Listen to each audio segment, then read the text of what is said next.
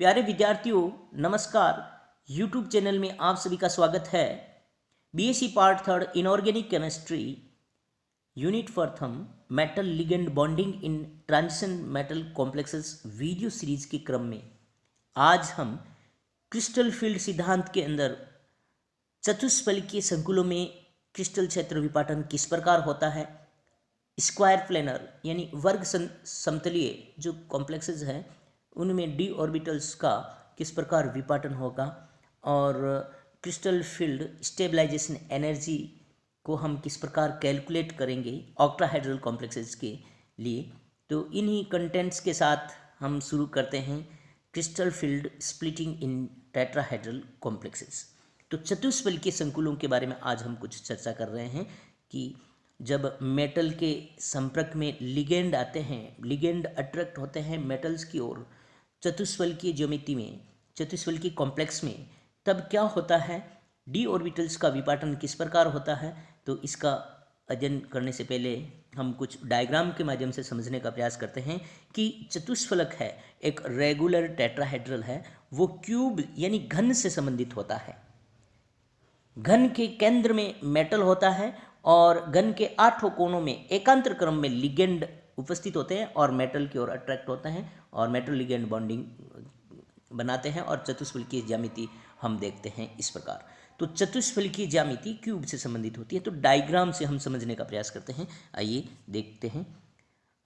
जो इस क्यूब के 8 कोनों पे ये क्यूब है, इस क्यूब के केंद्र में मेटल है, इस क्यूब के केंद्र में क्या है, मेटल है और इसके अल्टरनेट एंगल पे, अल्टरनेट कॉर्नर पे 8 कोने हैं। तो अल्टरनेट कोना कौन कौन सा हो गया, एक कोना ये ले लिया ऊपर, इसको छोड़ दिया, ये दूसरा कोना हो गया, इसको छोड़ दिया, और ये तीसरा लिगेंड हो गया, इसको छोड़ दिया, ये चौथा लिगेंड हो गया। तो 4 लिगेंड अट्रैक्ट कर रहे हैं। ध्यान रहे मेटल के साथ यदि 4 लिगेंड इंटरेक्ट कर रहे हैं यानी कि उनकी जो कॉम्प्लेक्स में समन्वय संख्या है वो कितनी है, 4 है। और ऐसे कॉम्प्लेक्स जिनकी समन्वय संख्या 4 हो तो 2 प्रकार की ज्यामिति संभव है, एक है चतुष्फलकीय ज्यामिति और दूसरी है स्क्वायर प्लेनर ज्यामिति। तो पहले हम चतुष्फलकीय का अध्ययन कर रहे हैं, क्रिस्टल क्षेत्र विपाटन किस प्रकार हो रहा है। तो चतुष्फलकीय क्यूब से संबंधित होता है और क्यूब के 8 कोनों पर अल्टरनेट कोने पे लिगेंड उपस्थित होता है और मेटल की ओर बॉन्ड बनाता है, मेटल की ओर अट्रैक्ट होता है। और इसको देखिए, मैं इस प्रकार इसकी बॉन्डिंग को एक्सप्लेन कर रहा हूँ। ये मेटल लिगेंड बॉन्डिंग है, ये मेटल है, इस प्रकार इस लिगेंड से लिंक रहता है, सॉरी ये लिगेंड है मेटल से और ये मेटल इस प्रकार है और ये मेटल। तो इस प्रकार हमें कौन सी ज्यामिति प्राप्त हुई, चतुष्फलकीय। और चतुष्फलकीय ज्यामिति में आप देखते हैं कि लिगेंड है क्यूब के कोनों से मेटल की ओर इंटरेक्ट हो रहे हैं। और यहाँ ये देखने योग्य बात भी है कि जो अक्ष है, इस डायग्राम से स्पष्टतः पता चल रहा है कि जो इनके अक्ष हैं, कोऑर्डिनेट्स हैं एक्स वाई जेड अक्ष, वो इस घन के फलक की ओर हैं, फलक की ओर इंगित करते हैं। तो मैं यहाँ अक्ष को भी डायग्राम में शो कर देता हूँ। ये एक्स अक्ष है जो इस फलक की ओर इंडिकेट कर रहा है। आप देख सकते हैं ये फलक इस फलक की ओर इंडिकेट करता हुआ ये अक्ष है, इसको हम कहते हैं एक्स अक्ष। दूसरा ये है जेड अक्ष जो ऊपर वाले फलक की ओर इंडिकेट करता है, ये है जेड अक्ष। और तीसरा है हमारा वाई अक्ष जो ये अपने हमारे सामने की ओर जो फलक है इसकी ओर इंडिकेट करता हुआ ये है वाई अक्ष। क्या है, वाई अक्ष। अब यहाँ देखिए एक्स वाई अक्ष है, एक्स वाई अक्ष लिगेंड है, ने तो अक्षों के अलोंग मेटल की ओर इंटरेक्ट हो रहा है और ने ही एक्स वाई और D X Y D Y Z और डी जेड एक्स तल के ओर वो इंडिकेट करता हुआ मेटल से इंटरेक्ट कर रहा है। यहाँ दोनों स्थितियाँ ही नहीं हैं, लेकिन हम ये जानते हैं कि यहाँ पे जो ऑक्टाहेड्रल में हमने पढ़ा था 2 प्रकार के डी ऑर्बिटल्स के सेट बन जाते हैं। एक सेट होता है ईजी सेट, एक सेट कौन सा होता है, ईजी सेट, या और दूसरा सेट होता है T2G सेट। अब ये देखिए, यहाँ देखने योग्य बात यह है कि ईजी सेट और T2G सेट, ईजी सेट कहाँ है, अक्षों की ओर इंगित करते हुए डी ऑर्बिटल्स होते हैं, और वो हैं dx² y² और dz² ऑर्बिटल्स। और T2G सेट में कौन से हैं, ऑक्टाहेड्रल कॉम्प्लेक्सेस में हमने ईजी और T2G सेट दो सेट बने हुए किनके, डी ऑर्बिटल्स के। तो T2G सेट के जो डी ऑर्बिटल्स हैं वो क्या हैं, dxy, dyz और dzx, ये तीन हैं। अब T2G और EG, T2G तल के अंदर उपस्थित होते हैं ऑर्बिटल्स, और EG क्या हैं, ये अक्षों के अलोंग डी ऑर्बिटल्स का विन्यास होता है। तो यहाँ चतुष्फलक के जो ज्यामिति है, चतुष्फल की कॉम्प्लेक्सेस हैं, चतुष्फल की कॉम्प्लेक्सेस में न तो मेटल की ओर लिगेंड अक्षों के अलोंग इंटरेक्ट कर रहे हैं और न ही तल के अलोंग इंटरेक्ट कर रहे हैं। यहाँ जो मेटल और लिगेंड के बीच में जो मेटल्स के जो डी ऑर्बिटल्स हैं और उनके लिगेंड के बीच में जो एंगल है वो इस प्रकार है। ये एंगल किसका, मेटल के ईजी ऑर्बिटल्स का एंगल और लिगेंड के बीच जो एंगल है उसका मान होता है 54 डिग्री और 44 मिनट्स। तो एक बार इनको मैं समझने का प्रयास करता हूँ कि जो मेटल के पास डी ऑर्बिटल्स हैं वो डी ऑर्बिटल्स और मेटल की ओर इंटरेक्ट करने वाले जो लिगेंड एल है उनके मध्य एंगल का मान है वो कितना है, 54 डिग्री और 44 मिनट्स। ये हैं इस एंगल का मान। यानी कि ईजी सेट जो डी ऑर्बिटल्स के ईजी सेट जो अक्षों के अलोंग हैं वो मेटल से काफ़ी थोड़ा दूर रहते हैं, मेटल से इनकी दूरी कुछ ज़्यादा है T2G की अपेक्षा। और मैं बात कर लेता हूँ यहाँ इस डायग्राम को देखते हुए, ये जो मेटल के T2G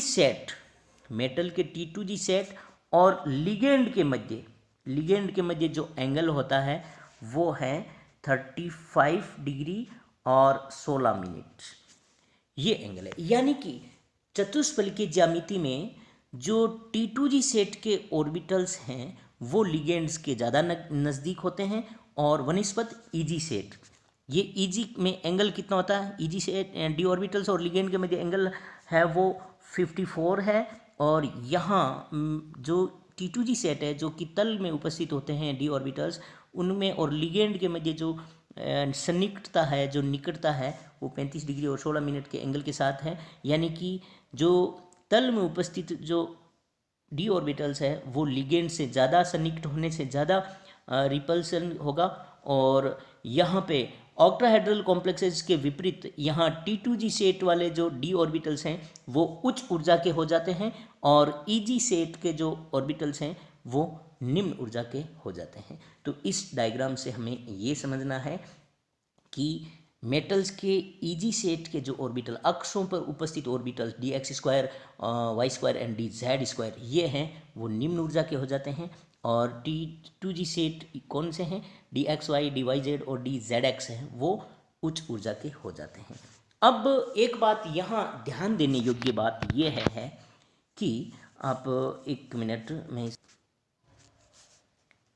इस चतुष्फलक में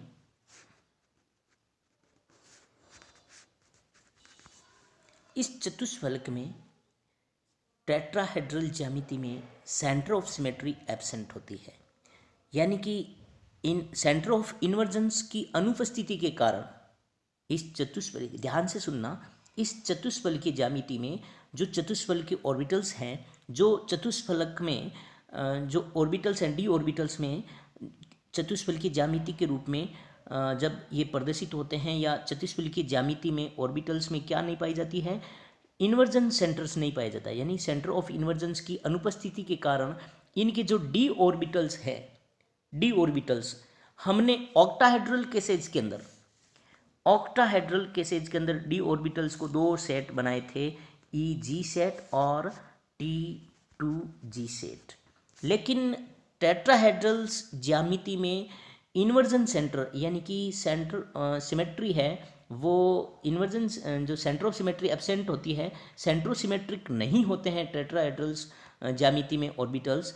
तो उस स्थिति में टेट्राहेड्रल स्थिति में या जी जो शब्द है सिमेट्रिक शब्द है, ये Eg और T2G सिमेट्रिक टर्म है और सिमेट्रिक टर्म में यहाँ जी है वो सिमेट्रिक सबस्क्रिप्ट में जो जी है, देखो T2 और ये सबस्क्रिप्ट क्या है, जी है। इस जी को कहते हैं जी फॉर जीरेड। जीरेड का मतलब होता है कि वह ऑर्बिटल्स जिसमें सेंटर ऑफ सिमेट्री प्रेजेंट है। तो यहाँ टेट्राहेड्रल में सेंटर ऑफ सिमेट्री नहीं होने के कारण जी जो सबस्क्रिप्ट में है उनको हटा देते हैं। तो टेट्राहेड्रल्स जो ज्यामिति है उसमें डी ऑर्बिटल्स के दो सेट का नाम क्या देंगे, ई सेट और T2 सेट। ये ध्यान देने योग्य बात है। तो अब हम नेक्स्ट हम समझने का प्रयास करते हैं इसको। ये 5 डिजेनरेट ऑर्बिटल्स हैं। जब मेटल से लिगेंड बंध बनाने के लिए इंटरेक्ट होता है तो ये जो 5 समान ऊर्जा के डी ऑर्बिटल्स हैं इनके 2 सेट बन जाते हैं और इनकी ऊर्जा क्या हो जाती है, उच्च हो जाती है।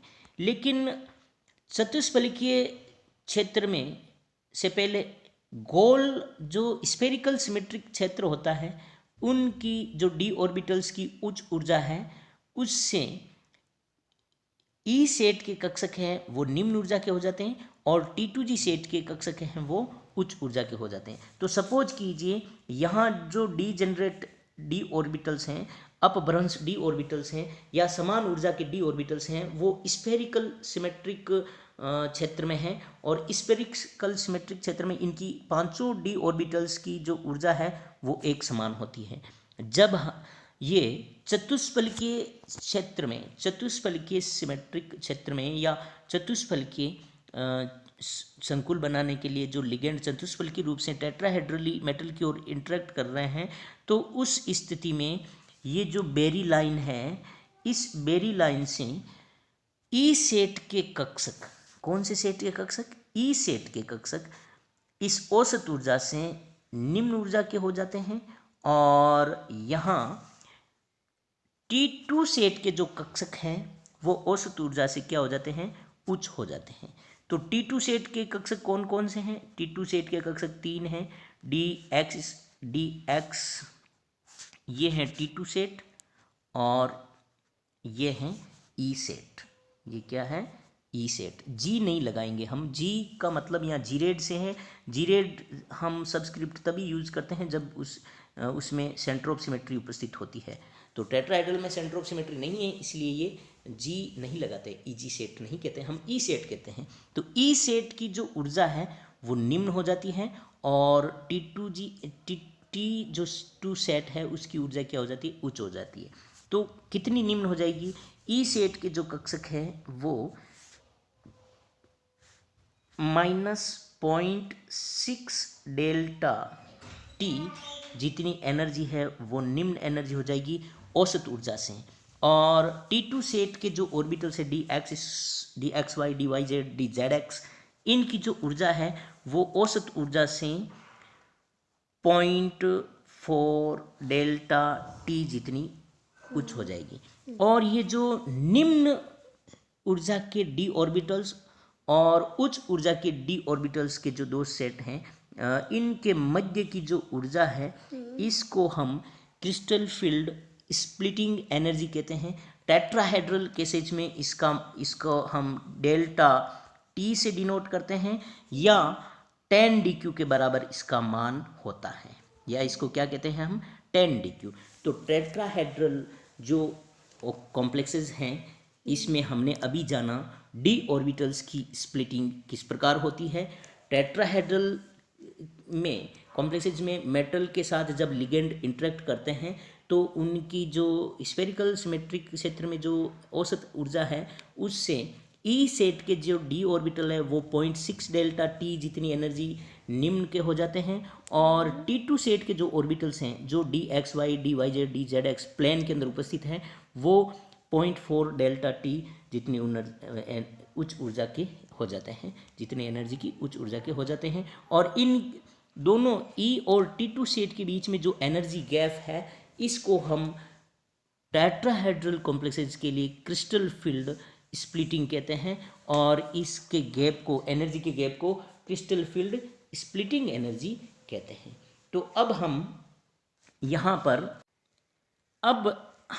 चतुष्फलकीय संकुलों में क्रिस्टल क्षेत्र विपाटन यानी कि crystal field splitting in tetrahedral and crystal field splitting in octahedral complexes में तुलना करते हैं, तो हम पाते हैं कि जो डेल्टा टी का मान है, इसको मैं एक बार रफ कर देता हूँ। यहाँ जो डेल्टा टी का मान है, delta T for crystal field splitting energy for tetrahedral complexes and delta O ये है crystal field splitting for octahedral complexes. इनकी तुलना करते हैं तो जो डेल्टा ओ का मान है वो ज़्यादा है और डेल्टा टी का मान क्या है, कम है। तो इनके मध्य रिलेशन क्या है, delta T is equal to बराबर 4/9, delta T is equal to 4/9 delta O. RPC के कुछ एग्जाम्स में ये भी पूछा गया है डेल्टा टी और डेल्टा ओ में संबंध, तो वहाँ -4/9 डेल्टा ओ माना गया है, ये भी राइट आंसर है। तो ये माइनस यहाँ एनर्जी के टर्म्स में है, इसलिए यहाँ नेगेटिव है। तो डेल्टा ओ की वैल्यू यहाँ ज़्यादा है और डेल्टा टी की वैल्यू है वो कम है। आप देख सकते हैं डेल्टा और डेल्टा टी में संबंध।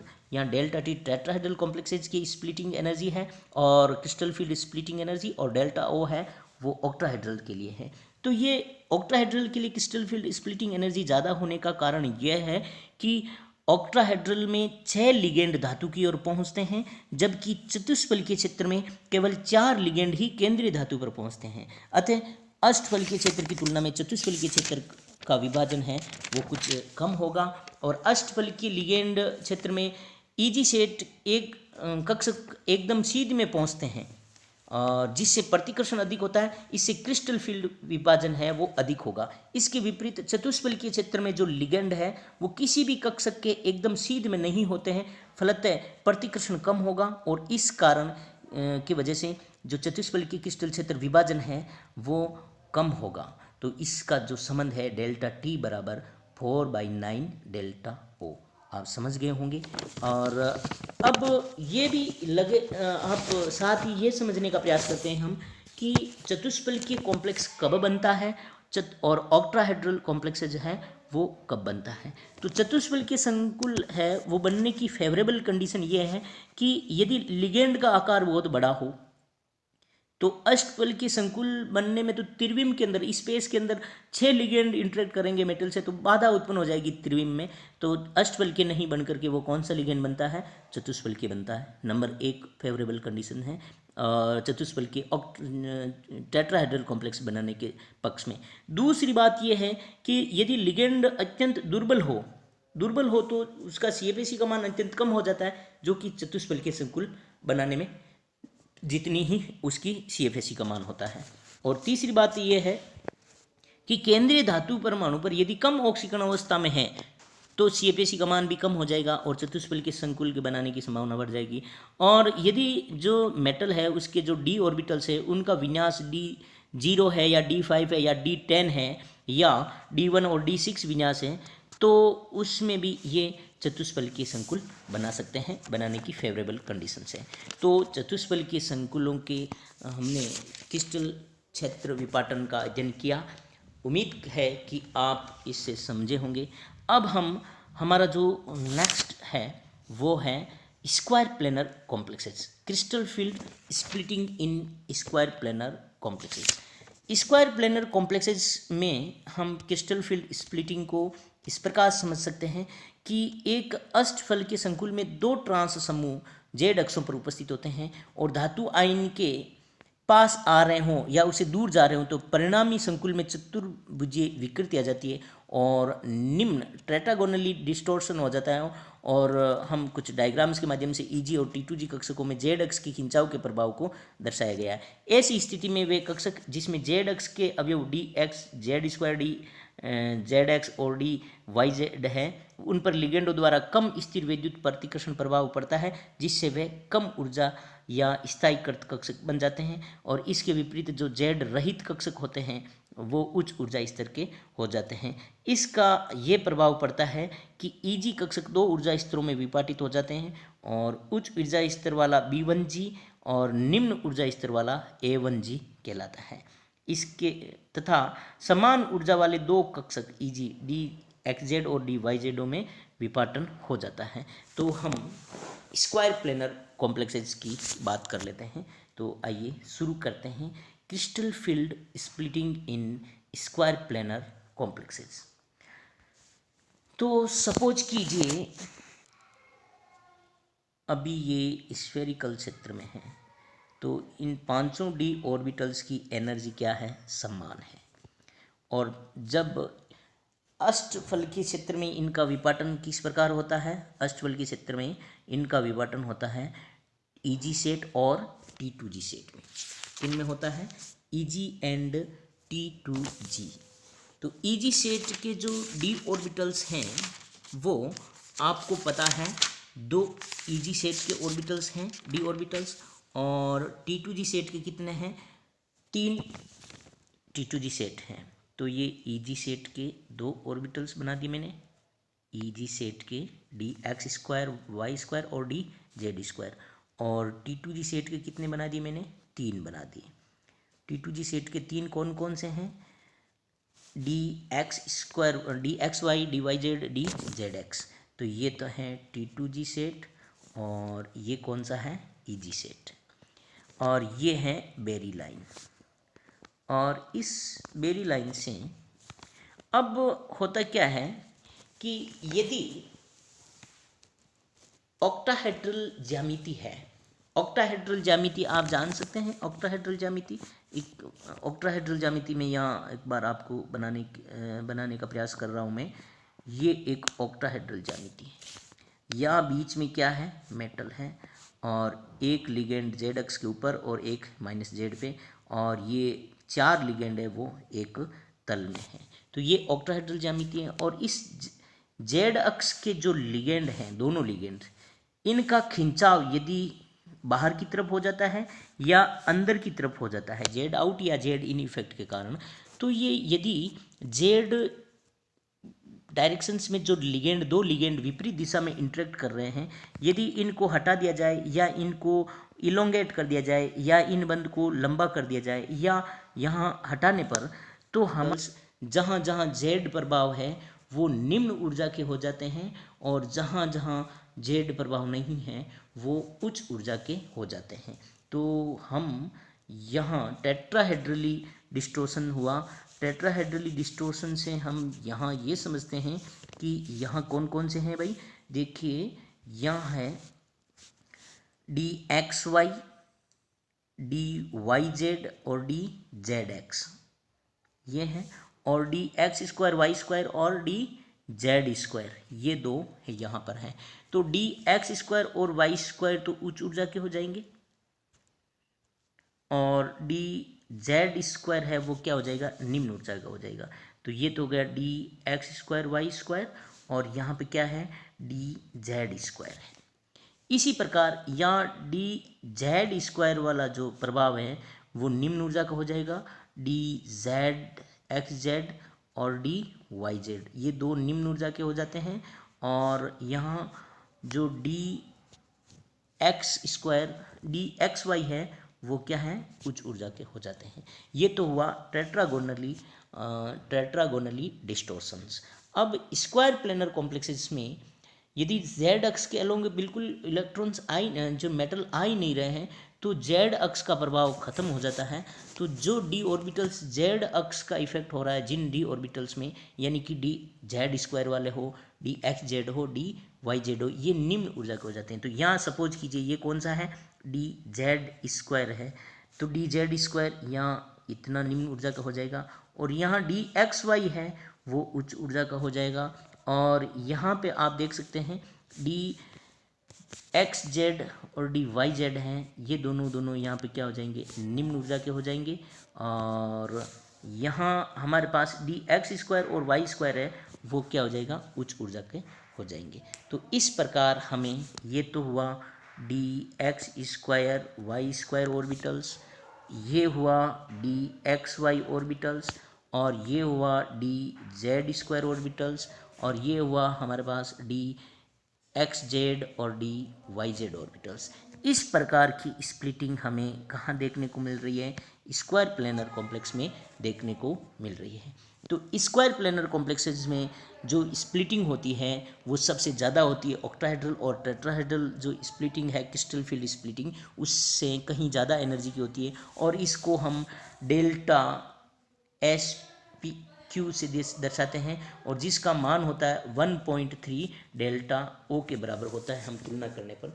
तो हमने यहाँ कुछ वाइट बोर्ड पर कुछ समझाने का प्रयास किया है। हम नोट्स के माध्यम से आपको इस डायग्राम को बेहतर तरीके से एक्सप्लेन करने का प्रयास करेंगे। करते हैं यहाँ से, ये डीजेनरेट स्टेट है, और इस डीजेनरेट में पांचों डी ऑर्बिटल्स एक सेम एनर्जी में है, अपभ्रंश अवस्था में है, और ऑक्ट्राहेड्रल केसेज के अंदर जब लिगेंड ऑक्ट्राहेड्रली इंटरेक्ट करते हैं तो दो सेट में विभाजित हो जाते हैं, T2G एंड EG। ये भी हमने पिछले वीडियो में हमने देखने का प्रयास किया, समझाने का प्रयास किया।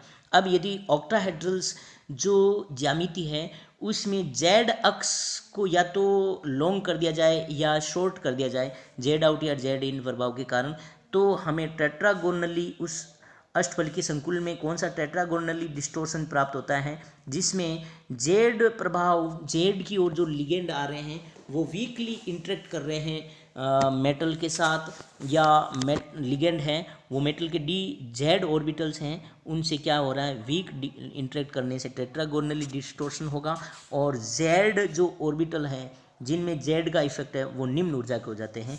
तो आइए टेट्रागोनली डिस्टोर्शंस देखने का, समझने का प्रयास करते हैं। ईजी सेट दो है, डी एक्स स्क्वायर और D Z square. D X square Y square और डी जेड स्क्वायर दो सेट हैं, तो इसमें डी जेड स्क्वायर है वो निम्न ऊर्जा का हो जाएगा, और D X square Y square है वो उच्च ऊर्जा का हो जाएगा। यहाँ तक समझ लिया। अब हम देखते हैं यहाँ T2G सेट। T2G सेट में भी हमने पहले भी बताया था कि अष्टवलय के क्षेत्र में यदि जेड की तरफ लिगेंड है, वो या तो उनके बंध को जेड अक्ष वाले लिगेंड, मेटल लिगेंड बंध को या तो इलोंगेट कर देते हैं या शॉर्ट कर देते हैं, तो जेड आउट और जेड इन प्रभाव होता है, जिसके कारण जो जेड अक्ष की ओर आने वाले मेटल लिगेंड हैं वो मेटल से कम इंटरेक्ट करेंगे, तो जेड प्रभाव जिस जिस डी ऑर्बिटल में है उनकी ऊर्जा क्या हो जाएगी, निम्न हो जाएगी। तो T2G सेट के तीन ऑर्बिटल्स हैं, D X Y, D Y Z और डी जेड एक्स। तो डी एक्स जेड और वाई जेड है, इसमें जेड प्रभाव है, तो जेड प्रभाव के कारण ये क्या हो जाएंगे, निम्न ऊर्जा के हो जाएंगे, क्योंकि जेड एक्स की ओर मेटल लिगेंड है वो कम इंटरेक्ट कर रहा है, आ ही नहीं रहा है। और यहाँ डी एक्स और वाई जो प्लेन हैं वो उच्च ऊर्जा के हो जाते हैं। ये तो टेट्रागोनली डिस्टोर्शन हुआ। अब यदि ऑक्टाहेड्रल जो ज्यामिति मैंने एक्सप्लेन की आपको, उसमें जेड अक्ष की ओर कोई लिगेंड आ ही नहीं रहा है, कोई लिगेंड नहीं आ रहा है, तो जेड जिन जिन डी ऑर्बिटल में जेड इफेक्ट है, जैसे यहाँ डी जेड स्क्वायर है, वो बहुत निम्न ऊर्जा का हो जाएगा, क्योंकि मेटल्स और लिगेंड जेड अक्ष के अलोंग इंटरेक्ट कर ही नहीं रहे, तो डी जेड स्क्वायर ऑर्बिटल्स की एनर्जी बहुत कम हो जाएगी।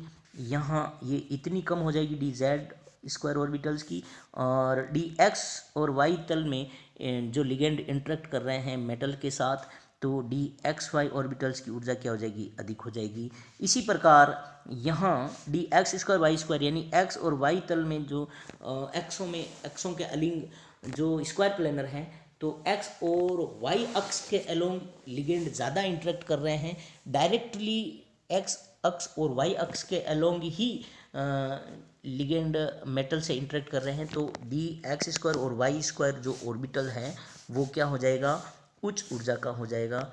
और यहाँ आप देख सकते हैं ये डी एक्स स्क्वायर और वाई स्क्वायर ऑर्बिटल है वो सबसे उच्च ऊर्जा का हो गया है।